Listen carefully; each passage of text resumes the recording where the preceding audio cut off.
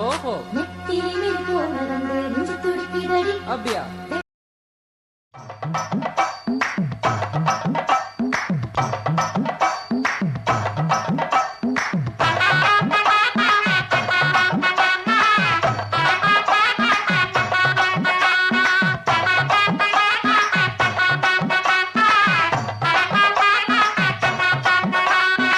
தருவைந்தாரே ஒரு வனப்ப தட்டுந்தாரே நீ ஒத்துக்கிட்டு வாடி நம்ம வட பக்கம் போவோம்